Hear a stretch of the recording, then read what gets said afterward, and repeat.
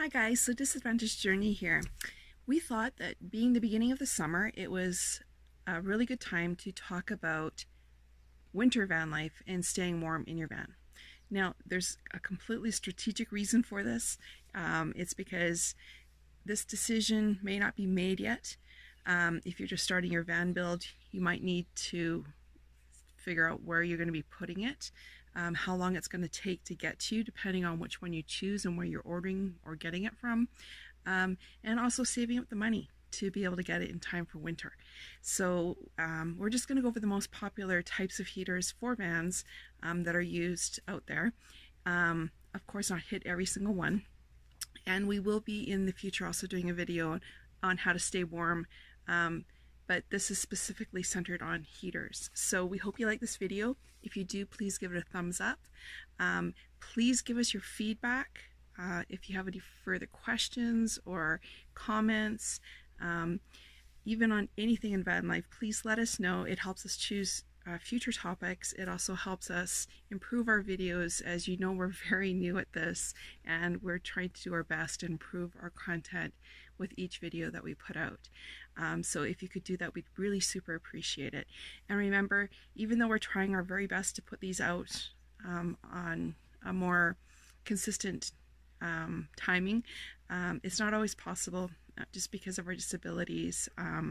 So click that little bell and it'll let you know when there's a new video out so you can watch it. Thanks. So freezing in your van is not the best feeling in the world and something you definitely don't want to be doing, at least not very often. Choosing the right heater can help you live like a king in your van, and we hope that this video will help you find the right one for you. The first type of heater we're going to talk about are electric heaters. Now these are super inexpensive solutions, so it can be just a heater, fan, or upgrading a little bit to a ceramic style heater, which has a really nice blowing fan as well, and an infrared type of heater, which is a little bit better heater for a larger place, and then the oil-filled radiators. Now you can even go with the electric blankets or electric mattress pads. Now these are pretty much found anywhere you go. They're inexpensive heaters. They come with many features. They could be tip-proof. They could have an automatic shut-off time. They could have timers on them, and they also have wattage control sensors on them, as well as temperature control or regulators. They're very good little heaters, and if you're going to be plugged in all the time during the winter, they're fantastic. But if you're not going to be plugged in, they take a lot of energy, so they're really not the best type of heater at all for van life or living in an RV. Now they can be used in conjunction with other heaters to help you heat your space, or at least they heat up really quickly, so they could actually heat up the space, and then you can use other heaters to complement that, and that would be appropriate. Now another option with electric heaters is that you can also get electric blankets and electric mattress pads, and some of these are available as 12 volt as well that you can use with batteries, but again, you can't keep them on for very long before they're going to drain your batteries.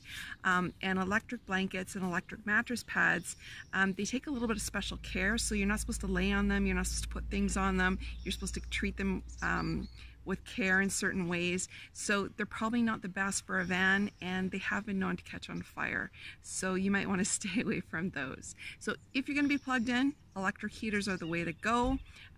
If you're not going to be plugged in, maybe some of the other heaters that we're going to talk about.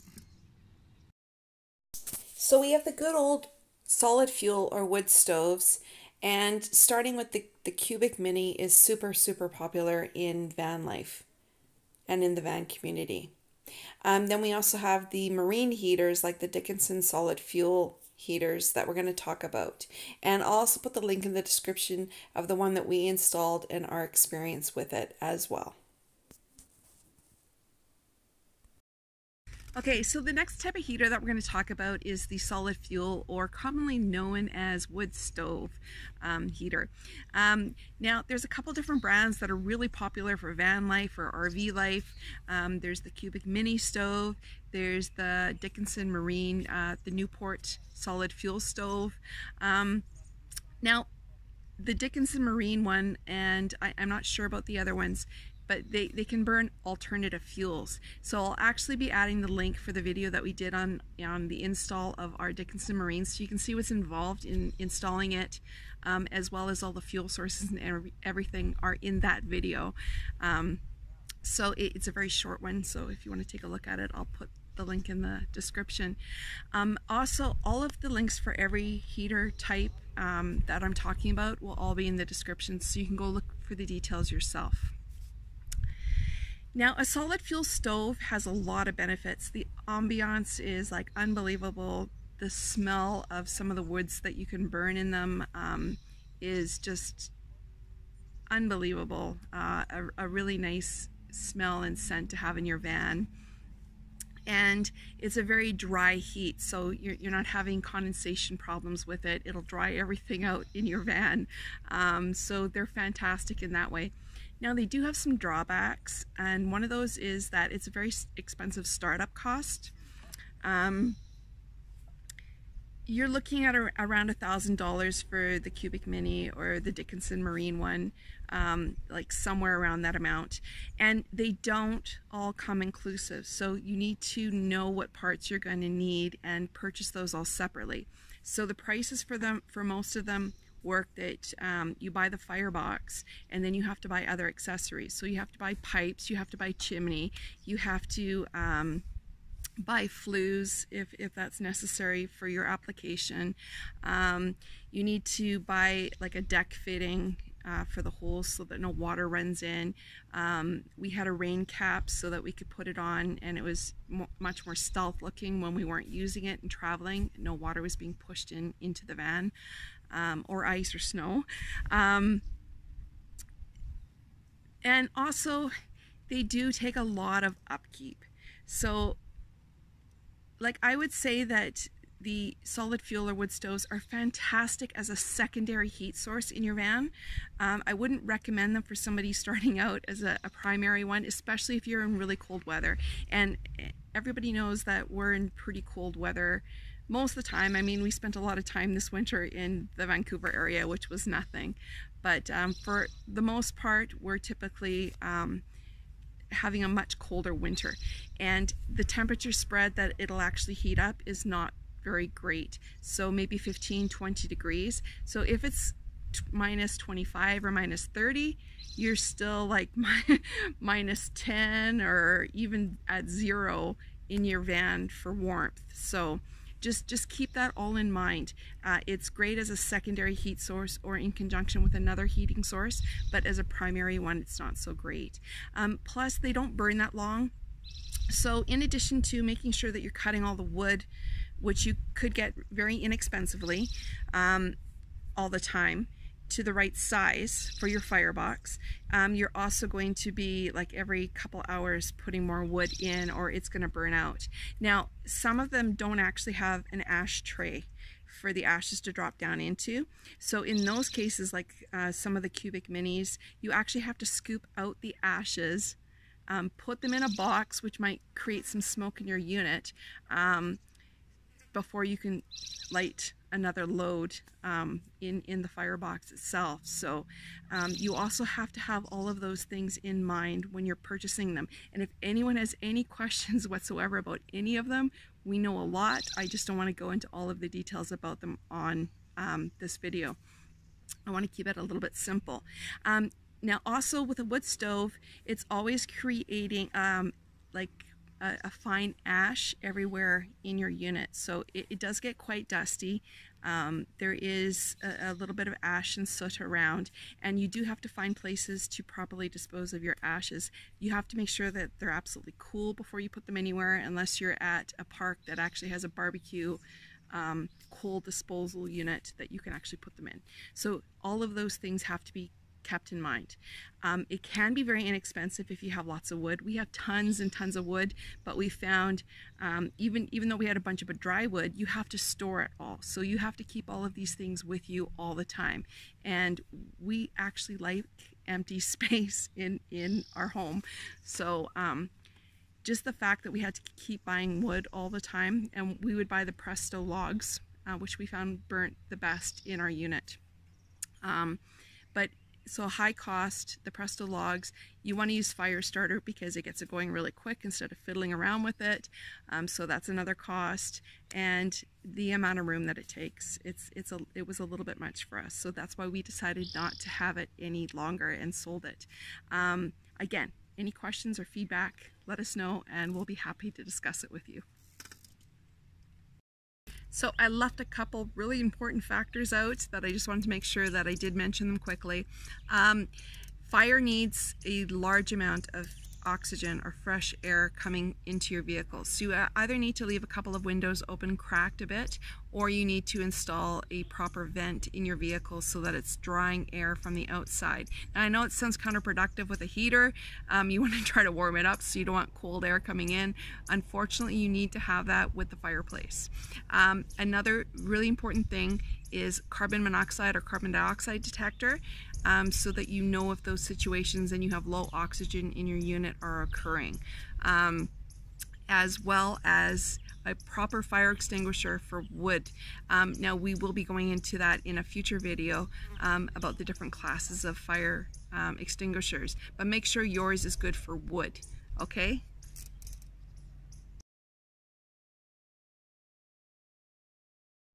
So propane heaters, there's the Martin Direct Vent propane wall heater, Propex externally vented propane heater, and also the Dickinson Newport propane heater as well, that are all like installed units for your van or RV. Then there's the standalone ones, the Mr. Buddy heaters, and there's also the Olympian Wave catalytic converter heaters as well. Okay, so the next type of heater is a propane heater. So there's a couple different kinds here that I'm going to distinguish between. There's built-in ones into your unit, and then there's also standalone propane units. They all still have similar properties in one respect. The byproducts of burning propane are water and carbon dioxide. So because of that, they all require certain things, which I'll get into in a second. Now the built-in units, like there's Dickinson actually has a built-in unit, Propex and Martin, they all have built-in units as well as many others. And again, there's links in the description for those for you to look at. So they're going to require professional installation or inspection. So you can figure out how to do it if you want, but it actually might be cheaper and safer for you to just have it professionally installed, because it has to be inspected or your insurance could be null and void. So I just want to make sure that everyone's well aware of that. Also, propane tanks are not supposed to be inside the unit, so you'll probably need to have an external propane tank mounted underneath your unit if you have room. So like that's another consideration and cost that you need to build in to figuring out if that's the way for you. Now an externally mounted propane tank would also be good for the standalone units, because using 1 pound propane tanks only last about 4 hours of burn time. So if you're using it all night long or throughout the whole night, you're probably using a whole pound a day. So that could get quite expensive when they're $8 a tank, at least in the area here. Now you could also use a 20-pounder tank, but then you also have to think about adapters so that you can be able to get the proper hose to be able to use a 20 or 30-pounder tank if you're carrying that along with you. The standalone ones are very inexpensive. So like the Mr. Buddy, the Olympian Wave can actually get a little more expensive, but still, like I was talking about before, they all have the same byproducts, water and carbon dioxide. So no matter which one of the propane units that you're using, you either have to have your windows cracked and have fresh air coming in, or you need to have it externally vented. The built-in ones will have externally vented. But you have a lot of condensation to deal with in the unit, and you might have more when you're cooking in your unit as well. So just keep all of that in mind. Condensation is not your friend when you're living in a van or an RV. Now they do have benefits. They quickly heat the area, sometimes a little too well, but the ones with thermostats you could probably leave on all night, and hopefully they're not kicking in all night and you're using a 1-pounder, because they'll run out after a few hours. Also, propane is easily found in most places. So no matter where you go, you can probably find propane cylinders or be able to refill a larger tank. So a couple other really important things to mention about propane, especially if you're in Canada or somewhere that the temperatures can get very cold or the terrain can get very high, is that propane will not work after 7,000 feet altitude. And if it's colder and it's getting higher up in altitude, it might stop working at 5,500 or 6,000 feet altitude because of the cold factor as well. Propane will not work after minus 40 degrees Celsius, so don't expect it to. And we've had situations where our vehicle actually ran on propane and we got stranded for more than a week, just because the station itself couldn't fill our propane tank because all of the fittings froze. So it was like minus 35, so below minus 40, but we're also it was probably at 1,000 feet altitude, but all the fittings froze, so they couldn't fill our propane, so we were stranded. So keep those things in mind. They are possibilities, and just know that propane doesn't work at 7,000 feet, and it doesn't work below 40 degrees Celsius.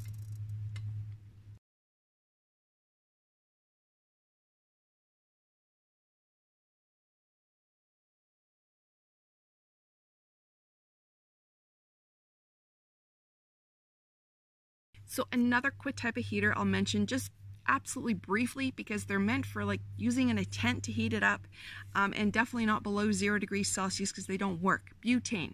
So butane is very similar to the properties of propane. The byproducts are moisture and carbon dioxide. They are not meant to be used inside, as many of the propane ones aren't meant to be used inside really, if you read the instructions. Because they do need an external air source. But butane will not work below 0 degrees Celsius, and that's probably when you're going to need to use it in your van. So I wouldn't recommend butane. They're meant for just frivolous times, or to maybe just heat up an area quickly, as long as you have the doors of your unit open, but they won't work below 0. And again, they won't work at higher altitudes either, just like the propane.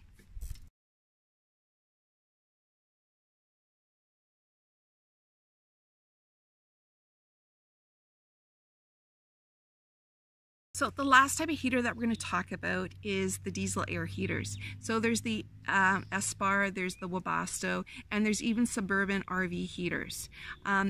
There's also, Dickinson does have a marine diesel heater, and you can find that when you click on the link that I've supplied in the description.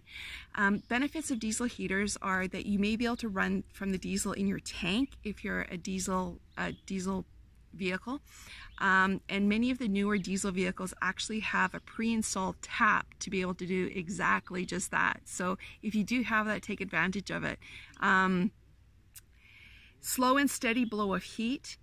It's a very dry heat, and because they're externally vented and combusted, you don't need to have your windows open, and they're not going to put any toxins into your internal source of the air, or they won't be responsible for any toxins that are in there.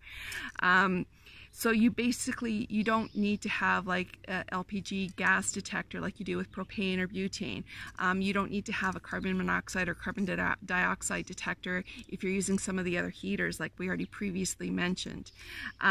They're very inexpensive to run. 1 gallon can run 20 to 50 hours depending on the settings that you're choosing on that heater.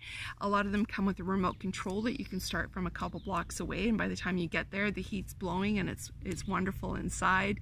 And it is more like a house environment using this type of heater than any of the others that we've ever tried. And we have used every single type of heater that we're talking about today, some of them several times. So we're very familiar with each and every one of them. This is the one that we've chosen to go with our van.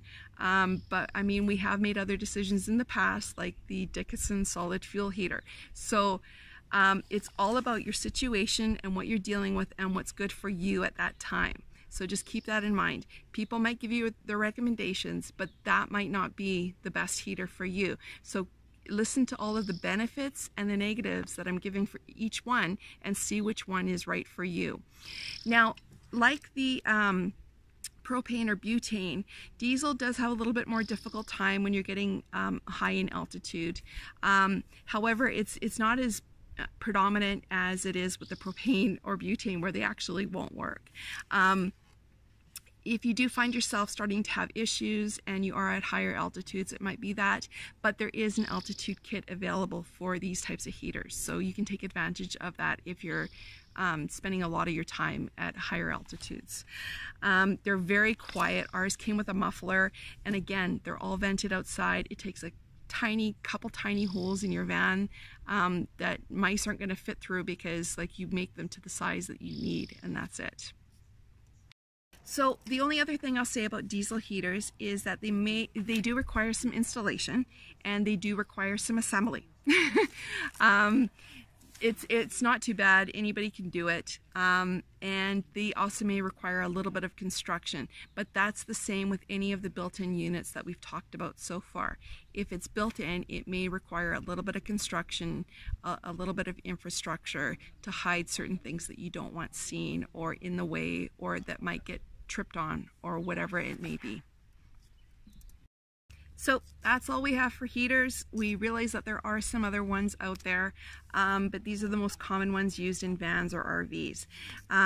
We hope that you got something out of this information. We hope that it's helpful to you. If you have any questions, please just let us know in the comments down below, and we'll get back to you. Like I said, we've used every single heater, some of them several times throughout the years. So ask anything you want, and we'll try to answer it for you.